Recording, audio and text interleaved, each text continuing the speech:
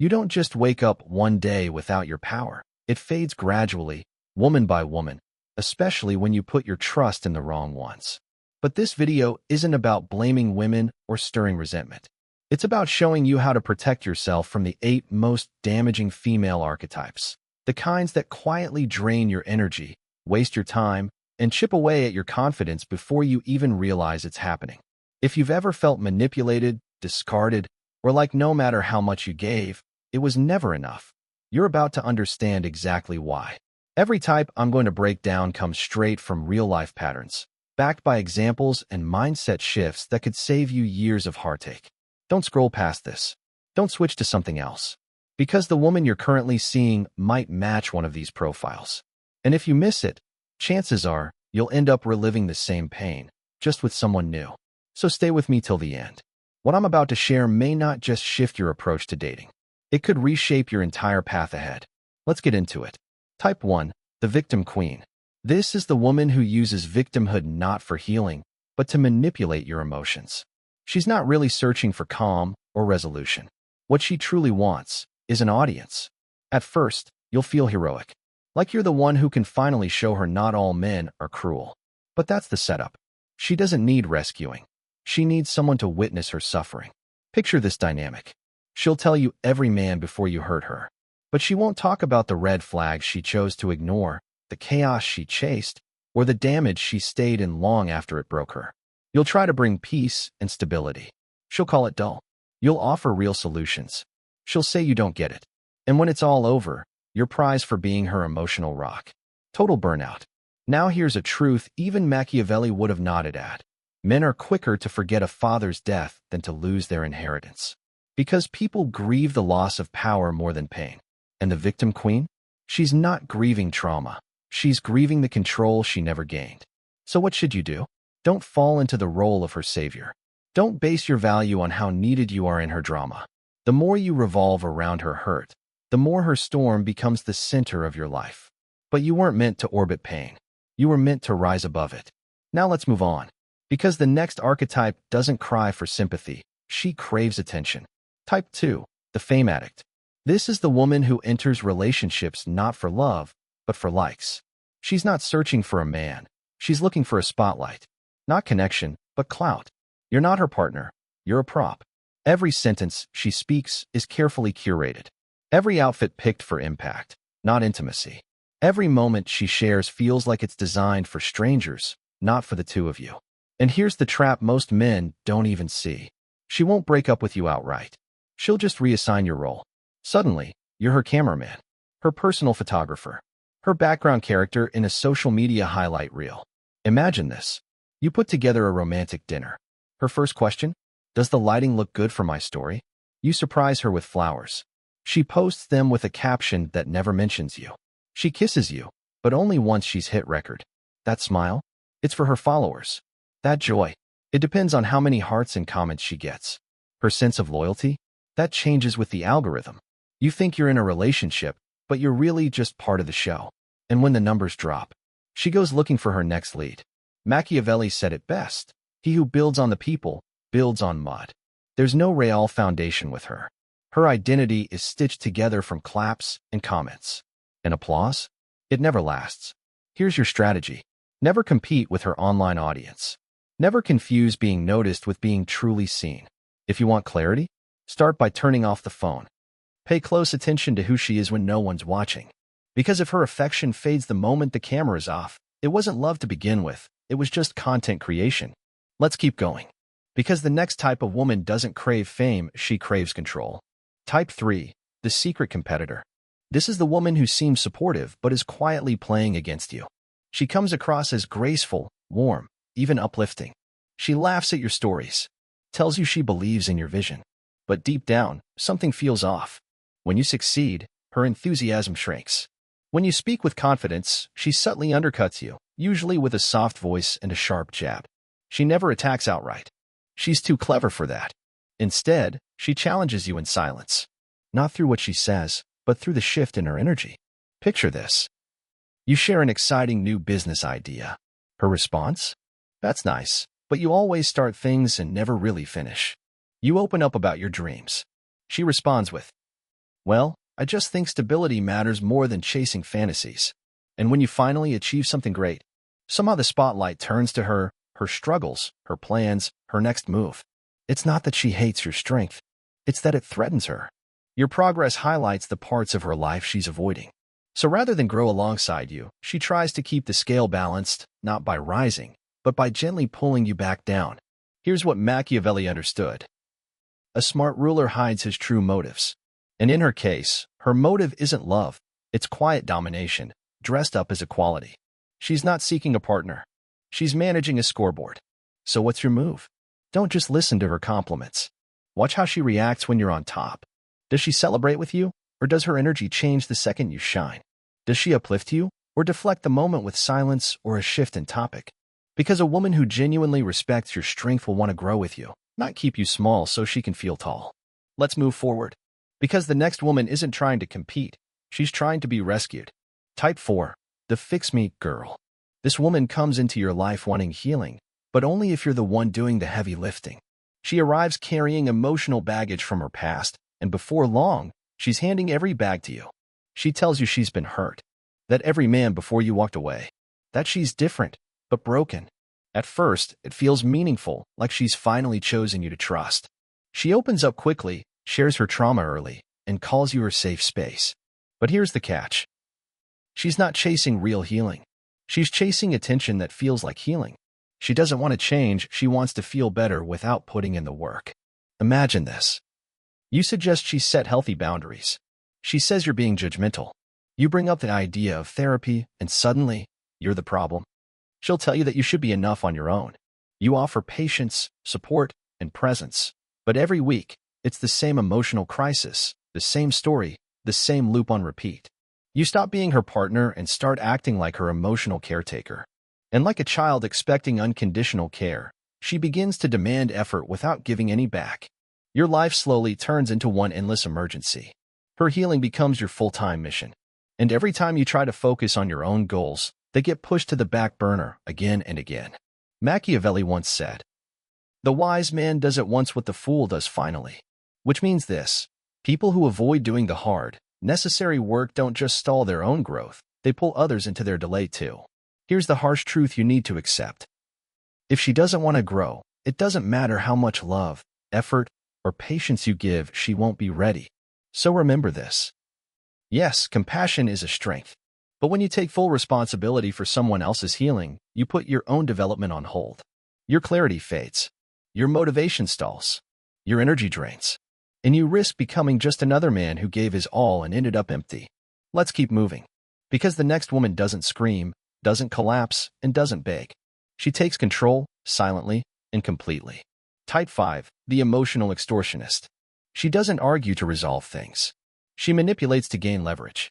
You won't hear her raise her voice. Instead, she'll find subtle ways to silence yours. She doesn't need proof. She has sharper tools. Tears, guilt, strategic silence. You'll never experience a real disagreement because real arguments involve logic. What she brings is emotional chaos, and she'll twist your desire for peace into guilt. She's not interested in clarity, she's focused on control. And she gains the control by keeping you emotionally off balance. Here's how it plays out. She ghosts you for 2 days, then hits you with, "I just needed space," but clearly you don't care. You try to hold a boundary, and suddenly she's crying in public, and now you're the villain.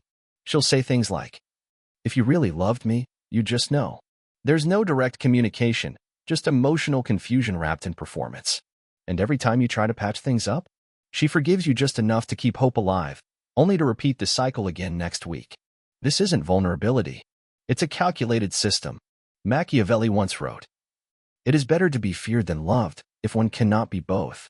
And that's exactly what she operates on. She doesn't want love, she wants your uncertainty. She wants you walking on eggshells, always afraid to upset her. Because fear hands her the power. And here's the unfiltered truth. As long as you're trying to figure her out, she owns the frame. She sets the game. You just react. So what should you do? You stop decoding her behavior. You stop explaining yourself over and over. You stop trying to soothe the storm that was built to throw you off. Instead, you guard your peace like it's your territory. Because it is. And in your territory, no one gets to rule through manipulation. Let's move on. Because the next type of woman won't yell or guilt trip you. She won't need to. She'll quietly consume your time, your drive, and eventually your future. Type 6, the phantom investor. She's all in when it comes to enjoying the rewards, but nowhere to be found when it's time to contribute. She talks like she's on your team, but her actions? They say she's playing solo. She'll say we when things are easy or flattering. But when there's responsibility or effort involved, suddenly it's all about me. In her world, your finances are a shared resource. But hers? Off limits. That's her business. She loves drive and ambition as long as it pays off now. She celebrates loyalty right up until something more exciting or convenient comes along. She'll speak about building a future together, yet never once picks up a brick. Here's how it might show up in your life. She suggests going on a trip.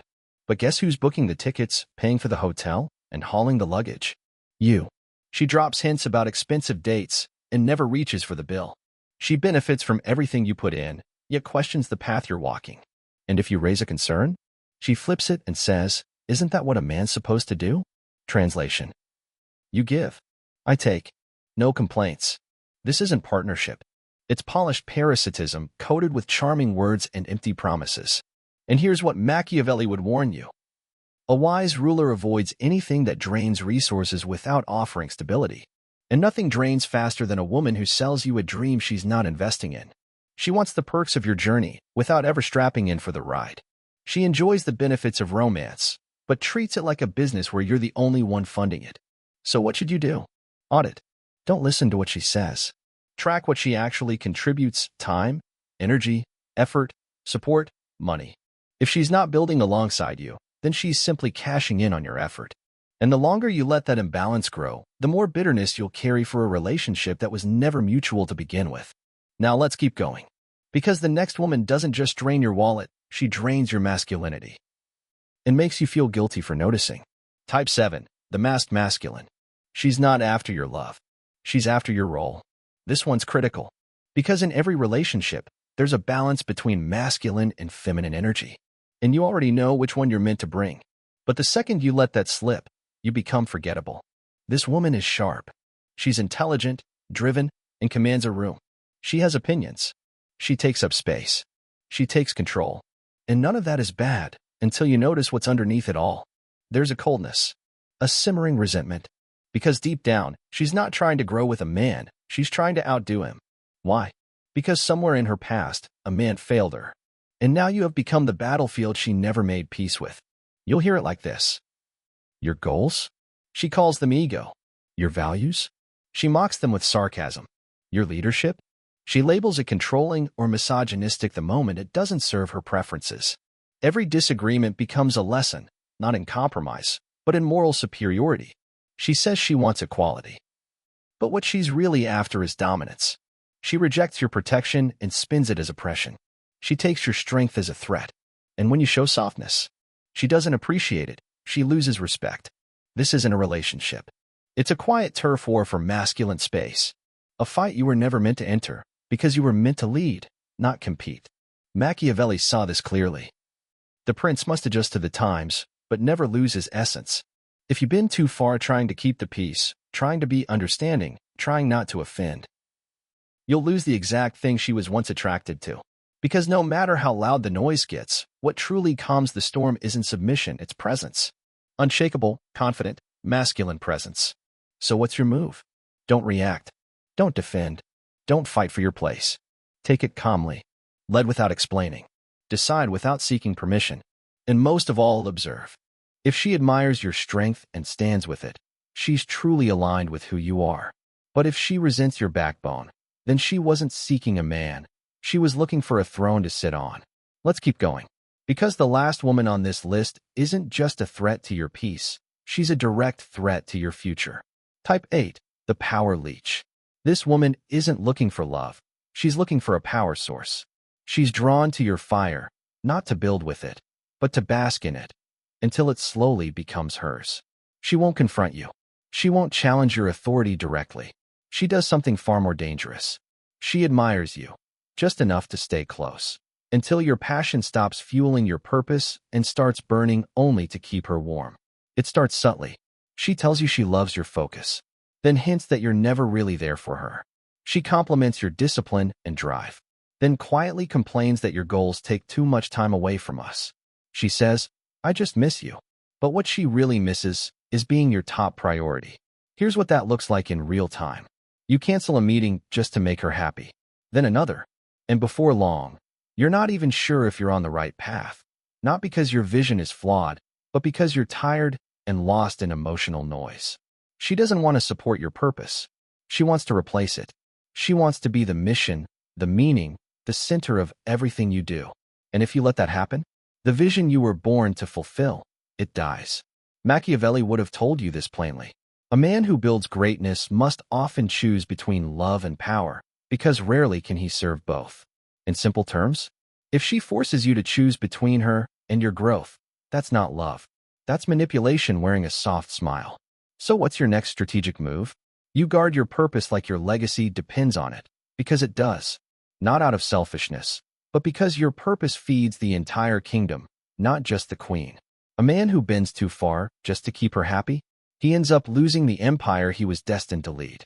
Now let's wrap this up and anchor the final truth, the truth that will keep you from ever falling into these traps again. Because now you're not just aware, you're armed. And awareness alone isn't the goal. Survival isn't the goal. Ascension is. Here's what every man must remember, no matter where he's starting from. You don't rise by chasing validation. You rise by protecting your power. Every minute you spend with the wrong woman is a minute stolen from your mission, your clarity, your future. The most toxic women don't show up waving red flags. They show up with comfort, with validation, with visions that mirror yours, until suddenly, they don't. They don't destroy you in one blow. They wear you down slowly, one emotional compromise at a time. But the man who stays sharp, the man who listens to the silence behind the compliments, the man who walks like his future is at stake with every step, that man doesn't get drained. He doesn't get confused. He doesn't get controlled. He gets respected, or he gets distance. And either way, he wins. Because when you filter your circle like a king, when you hold your rise higher than her validation, you stop being someone who needs to be chosen. You become the standard, not a product of circumstance, but the author of it. If this hit home for you, if something in this opened your eyes, and you're serious about stepping into the role of a man fully in control of his life, my book, The Undeniable Man, Built to be Chosen, is available now. It's a direct, strategic guide for men who want to attract, lead, and dominate, not just in relationships, but in every part of life. Whether you're single or in a relationship, this isn't fluff. No gimmicks. Just real principles you'll actually use daily. You'll find the link in the description. And if this message spoke to you, don't let it just live in your head. Drop a comment, even just a few words. It helps lock in the lessons. And you never know, your comment might be exactly what another man needed to read today. And if you felt this, hit that like button and share it with someone who needs it right now. Trust your gut on that. We're all here trying to become clearer, stronger, more grounded. So let's keep building minds that don't break.